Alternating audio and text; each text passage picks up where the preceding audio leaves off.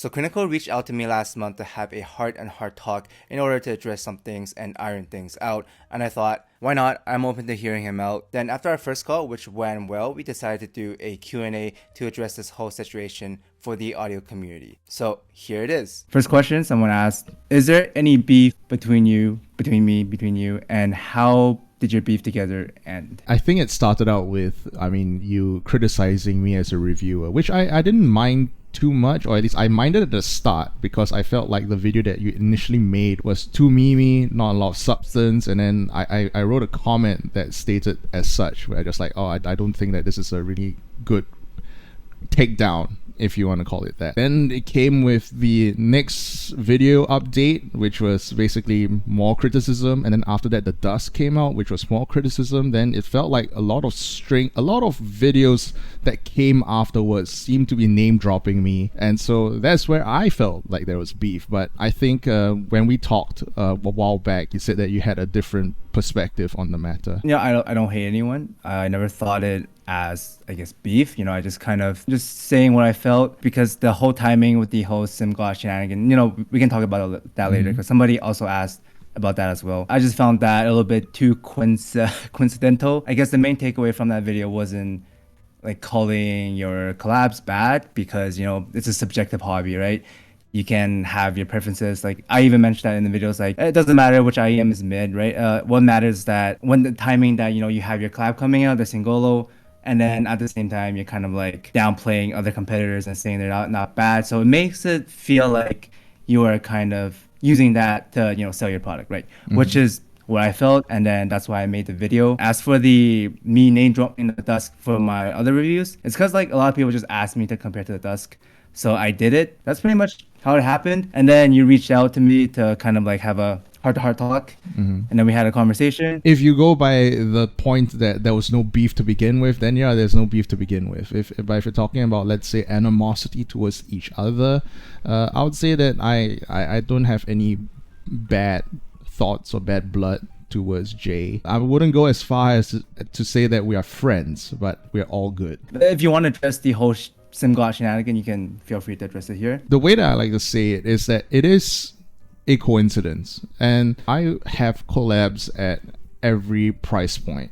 So from $20 all the way to $100, there is a gap from like $100 all the way up to the dust. That is a gap that I acknowledge. Let's say from $20 all the way to $100, I have so many collabs to the point where if I talk about any IEM within this price bracket, someone would inevitably always say that, you would talk shit about this product because you want to promote your own. And that is the entire price bracket from $0 all the way to $100. When I talked about all SIMGOTs being mid except for the EMS XL, I still genuinely believe that. And that is testament to, if you go to hangout.audio, I don't sell EW200, I don't sell the EA500, I don't sell the EA1000, because I think that they're just not great.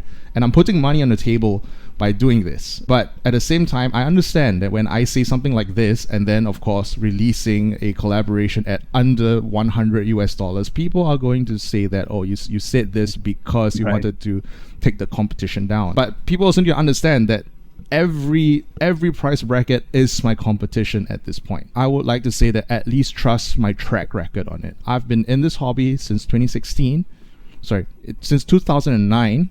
I started reviewing since 2016. I have a very strong established track record of not doing this kind of shit. So I would say that don't believe my words, but believe my history. Is there a reason why I guess you chose like SIMGOT? At the time, and even right now, SIMGOT is like the golden child of the audiophile market, right? Okay, so it's like comparison then. So it's like it's the same reason why you keep talking about the dust, because people keep asking for it. People keep asking for my thoughts on SIMGOT. Some people are wondering why you don't just review more IEMs. No time, and there's just not say that I don't want to do a review. I just not sure when I can do it. I haven't done a review in so long, and a lot of people, whenever I do a review of an older IEM, there's always someone in the comment section saying like, man, this thing is like how many months old, like you like like this is irrelevant now. I want to say fuck it and just release it, but it's always these things that keep nagging to my mind. Where it's like, if I release a review of this like 1 or 2 year old IEM, then people are still gonna nag at me over it. Like, it's very easy to say that, oh, just do it, but it's another thing to be in my shoes and then being like, should I do a review of like a 3-year-old IEM, or should I focus on like the next big thing, but I don't actually like it that much to talk about it? So I guess my question is, there are like a ton of new IEMs coming out, right? Sure. Why don't you review more IEMs that you are not, affiliated with before, or you have a collab with? If you look at your channel, it does give off like kind of like you're kind of only pushing IEMs and collabs that that are yours, or that companies that you worked with before. That's one of like the main issue some people have, I personally have, and I would love to hear like the reason why for that. The Crinacle channel is a big channel. It currently has about 300,000 subscribers. The reason why I'm saying this is because now I have to think about the videos that would get the most views. I could like talk about an IEM that is really obscure, or not just obscure, but an obscure IEM that I think is mid. Like, I don't think it's good, but I also don't think it's bad. Do you think a video like that would get views? Well, not as much, but exactly, yeah, it will get views. Yeah, so I have to think about all of these things with the Crinacle channel. Why should I invest my effort and time into a video that gets like maybe 20,000 views? These kinds of videos not only don't get the viewership, but they also don't interest me. Because at least with a bad IEM, I'm like, man, this is shit. Fuck this one. But if it's like it's not even that. I can't react to it. It's just like, oh, it's an IEM that exists. What else do you want me to talk about? A lot of the times, it's just going to be like, hey, this is an IEM that just came out. It's not good. It's not bad. I have nothing else to say about it. Video over. I get that because, I do YouTube. I get that. So my question would be like, there are a lot of IEMs that came out that are pretty good, I would say. I'm just wondering why you do yours over like something like the Crimson or like, the Prestige LTD, which is, in my opinion, is much better than your collabs or the Moondrop collabs. I mean, it's more expensive as well, right? Any like good IEMs, I think they are at least worth like making over something like these 02s. If you're gonna talk about like, but in terms no, of no. Okay. So now we have a bit of a mix up here. The 02s, the reason why I have to make a video on them because they're literally my product. I have to talk about them. But, yeah. Okay. Like makes sense. It's like let's say if you release the ESTRELLA and you don't do a video on it, it's like, what the fuck, It's the same thing when the 02 comes out. I have to do a video on it. It's my product. What about the True then? You see the True video and you see that it does absolute numbers. Correct. I'm just looking at purely at a YouTube algorithm perspective. Moondrop is a name that gets numbers. That's the reason why whenever they release something, and if I think it's good, it immediately gets bumped up into the priority queue. But you realize that I don't talk about a lot of Moondrop IEMs as well. I don't talk about, let's say, the Stellaris. I hate the Stellaris.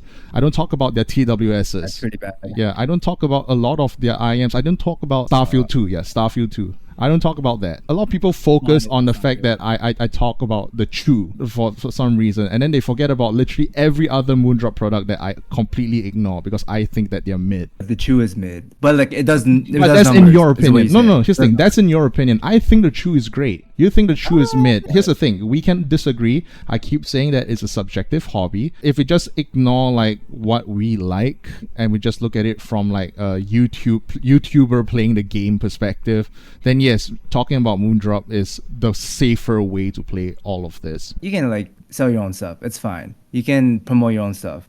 But why? Like, I guess the main issue is that you promote only your stuff and not other. Like, you don't talk about other IEMs. What I'm getting from you is that it's like an algorithm thing, and you just don't feel like doing it. Yes and no. Okay. Yes, it's mostly collabs I've talked about, but I've been more or less retired from reviewing for like 8 months at this point. A lot of the opinions that I have of IEMs are on my IEM ranking list. I've updated my IEM ranking list to reflect a lot of the changes on a lot of my opinions without actually having to review them. So just because I don't review them doesn't mean I haven't posted an opinion of them anywhere else. Like, you just don't feel like making a video on it. That's one thing. Because genuinely, I've said this many times in a lot of podcasts as well.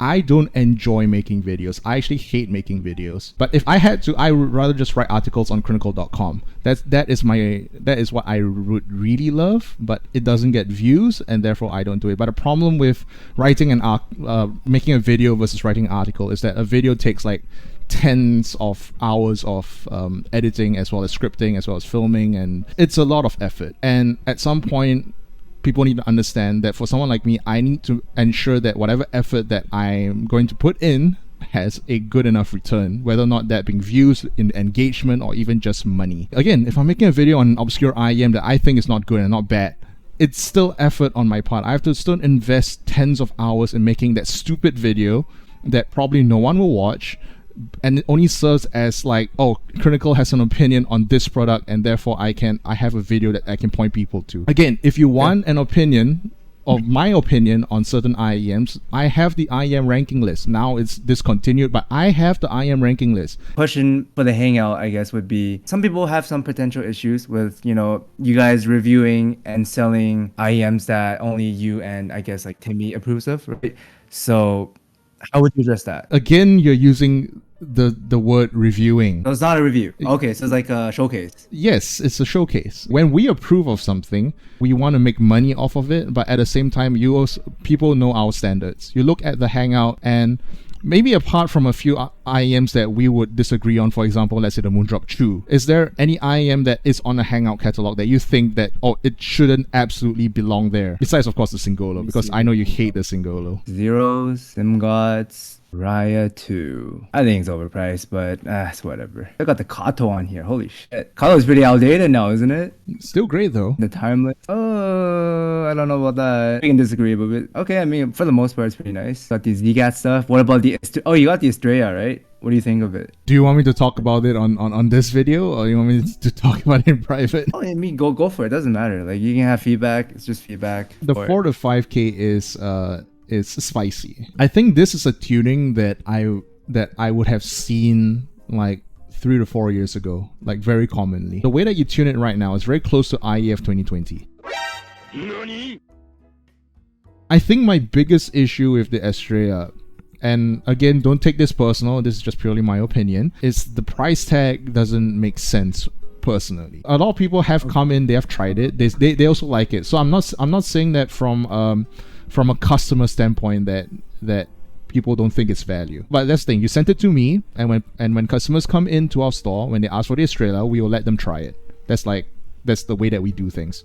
And sometimes they try it, they like it, we just have to tell them that, hey, we don't sell it, unfortunately, but go to linso.com and just buy one, and then give them your money instead. A lot of reviews have been saying it's like way above the price for the value. So when you say about value, I don't know what you... That's the thing, right? Is that you can quote other reviews. I can also quote other reviews when it comes to like the Dusk. I can say like, oh, other reviewers don't agree with you on the Dusk. But that's the thing, is that there are always going to be disagreements within the community. You're not going to expect 100% agreement. I don't like the Estrella, not because of any beef. Okay, so I guess that goes back to our next question, which is, what do you think of reviewers comparing their own IEMs to other IEMs? The thing is, I got a lot of like pushback when I was going to say I'm going to compare the Estrella to, other, IEMs, right? A lot of people said that's like conflict of interest and bias, potentially bias involved with the whole comparison, right? Which I get it completely. Thing is, I think context matters a lot, because my audience want me to compare the Estrella to other IEMs. When I do the comparison, I'm taking myself out of it. I'm just explaining to you what I hear. So for example, take J and Estrella out of the name, Bob's IEM versus another IEM, and then you compare it. So I just like your take on that. I think that it's not a good look when you compare your own product to someone else's. Even though you may think that it's you are fair, it might not seem that way to the outside crowd, because at the end of the day, you would still be like earning money on the collab product they're talking about. Your name is on the box as well, so you would be personally invested in that. Now, whether or not you believe that is a different topic altogether. But what other people perceive you as is what I feel like is the crux of the matter here, where people are going to think that, oh, he's comparing his own product favorably to other people's product. I would recommend against it, because for the fact of the matter is, it's not really a practice that's done by anyone else who has done collabs as well, because it leaves a sour taste in other people's mouths when you do it. And again, your own audience may find that this is fine, but I think in terms of the general public, the perception might be different, and I will stop there. Whether or not you agree with me on this, would like to take my advice, I won't push any further. Yeah, I mean, I'm always open to changing my mind. What do you think of the XMEMS then? Do you think that's the future, or like DSP? Because I think you're talking about DSP in our other previous conversation. So what are your thoughts on that? So the problem with XMEMS, and it's a very big problem, is that it requires a DC bias. So what that means is that you cannot run a MEMS driver off of your 3.5mm jack. That's the reason why when you see XMEMS IEMs, they're almost all TWS, because they are basically battery powered, and that's the way that they can power the XMEMS drivers, by using a DC bias instead. But the problem with XMEMS as well is that it's very hard to tune analog.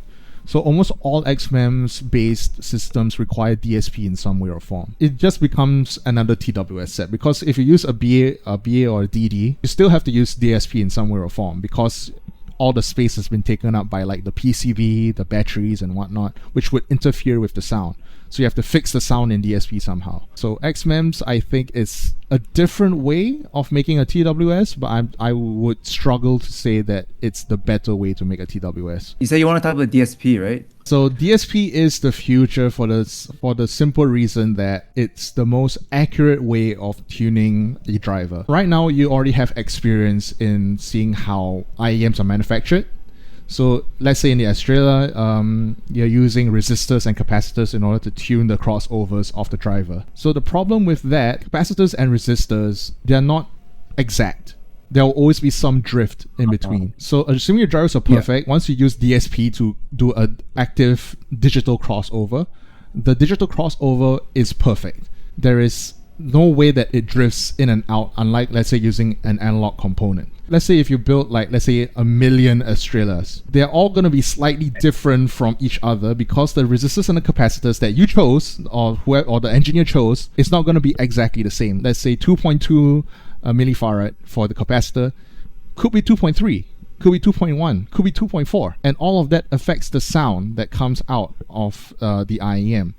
But with a digital crossover, it's perfect. Nothing is compromised. Whatever that you put in value-wise is exactly what you get. The problem with active analog components as well is that sometimes there's a lot of things that you want to do, but you just simply can't do with an analog filter. Let's say, for example, with the ESTRELLA, you wanted to decrease the 4K. There is very little options for you to do that with an analog tuning. You use a dampener, you actually kill a lot of things other than the 4K as well. You use a capacitor, it doesn't really do much besides doing a high pass. So there's very little that you can do to very precisely kill that one region. But if you EQ it, it's just there. It just works.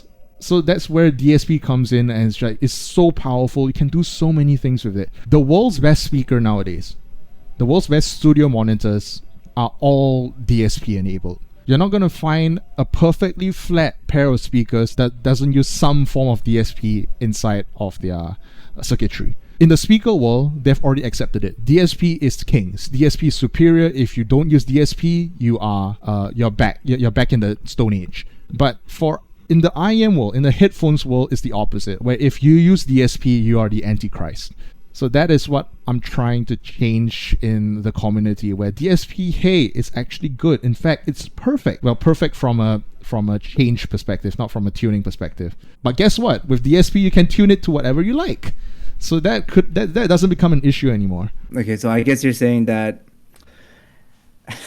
because at that point you just EQ, right? But exactly, you're saying it's that free. people don't like EQ, yes, right? You want the wire. They want the act of pushing a port into a hole. I'll say yes, absolutely. If you can EQ, But then you run into some issues where, let's say with the iPhone, you don't have system-wide EQ, or you just don't want to install, or you just don't want to install some EQ software on your PC.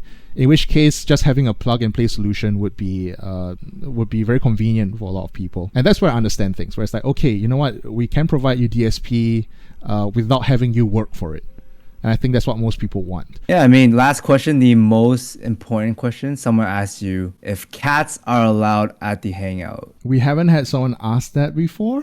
It's on the 3rd floor, so it would still be a bit of a pain for the owner to bring the cat up to our shop. Imagine a cat cafe. That would be crazy. It was discussed at some point, but we decided it's too logistically expensive, so we couldn't get it. I already see like a lot of Reddit posts where like cats chew the cable, so I don't want that. First get into like nozzles, and then my cat destroyed a lot of my cables already. So. But to answer that question, cats are allowed if you keep them in the cage. Bring it in, why not? Yeah, but unfortunately, like the procedure has not been established that we had literally never had this problem before. So hey, bring it down, and maybe we'll have new rules in place just for you. I think that's everything.